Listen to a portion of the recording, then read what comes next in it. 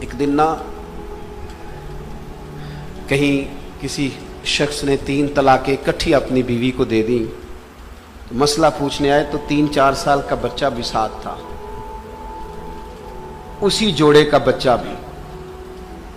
تو وہ بچے کو اماں نے بھیجا ہوگا کہ تو سن کے آ بات، 4 سال عمر ہوگی۔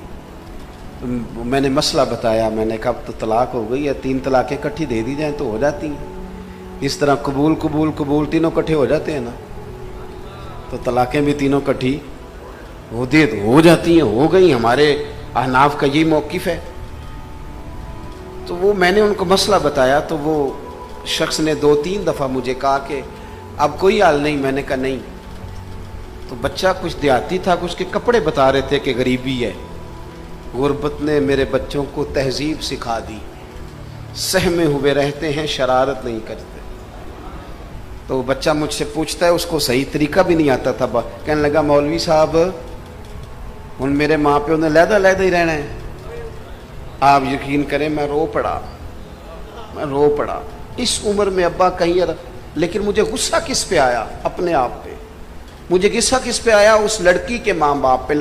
بھئی تم نے 1.5 مہینہ پہلے آرڈر دیا تھا شیروانی کا، 6 ماہ پہلے آرڈر دیا تھا فرنیچر کا شادی سے پہلے، تو اگر 1 گھنٹہ اسے علامہ صاحب کے پاس بھی بٹھاتے، اسے طلاق کے مسئلے ہی بتا دیتے، تو گھر کیا وہ شیروانی اور فرنیچر سے بننا تھا؟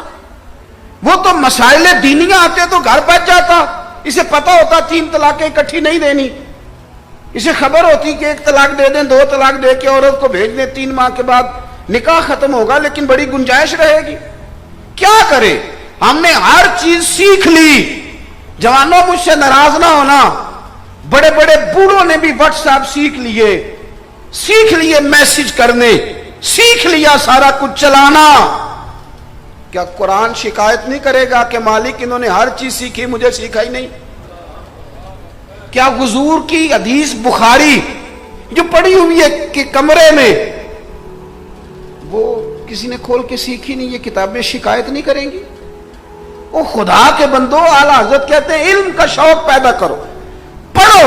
1000 کتاب میرے امام نے دی ہے، نیری ہدایت بخشش نہیں، فتاوی رضویہ بھی دیکھو، قرآن پاک کا ترجمہ بھی دیکھو، ان کی لکھی ہوئی احادیث بھی دیکھو، ان کا استدلال بھی دیکھو، ان کا کمال بھی دیکھو۔ وہ عالم تھے، علم پڑھاتے رہے، اور انہوں نے ہمیں بتایا ہے کہ درویشی، ولایت، فقیری نام ہی رسول اللہ کا دین پڑھنے کا ہے۔ تھوڑا سا شوق پیدا کریں، تھوڑا سا مسائل کو دے۔ اور یہ جو آپ کہتے ہیں نا عمر زیادہ ہو گئی ہے، کون سا صحابی تھا جس نے بچپن میں پڑھ لیا تھا سارا کچھ؟ بتائیے گا ذرا۔ 38.5 سال عمر تو حضرت صدیق اکبر کی ہے کلمہ پڑھتے وقت۔ کس نے سارے اصول دین بچپن میں سیکھ لے؟ کیا مطلب داستان سرائی؟ تو علم کا شوق۔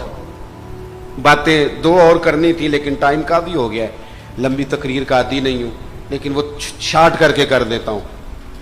چوتھی بات، آج 5 باتیں کرنی تھی، 5 تن پاک کے نام کی۔ چوتھی بات، اعلیٰ حضرت فرماتے ہیں علم لطف تب دیتا ہے جب اس پر عمل کیا جائے، ورنہ تو طوطے کو بھی یاد کرا دو تو جملے تو اسے بھی یاد ہو ہی جاتے ہیں۔ پتہ تو تب چلتا ہے کہ جب آپ نے پڑھا تو پھر اس پر علم نفع تب دیتا ہے۔ داتا صاحب نے حدیث لکھی ہے کشف المعجوب میں کہ نبی کریم علیہ السلام دعا مانگتے تھے، اے اللہ مجھے وہ والا علم دینا جس میں نفع نہ ہو، عمل نہ کر سکوں۔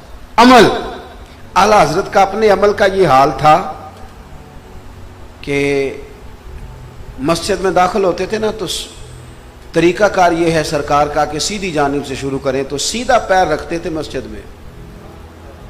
تو لوگ کہتے ہیں ہمارے لیے تو اتنا ہی کافی تھا نا کہ سیدھا پیر انہوں نے مسجد میں رکھا ہے، لیکن جب ہم نے غور کیا تو وہ مسجد کی ہر صف میں سیدھا پیر رکھتے تھے، ہر صف میں سیدھا قدم رکھتے تھے۔ سنت کا لحاظ، شریعت کا پاس، علم جو سیکھیں تو اس پر عمل کریں۔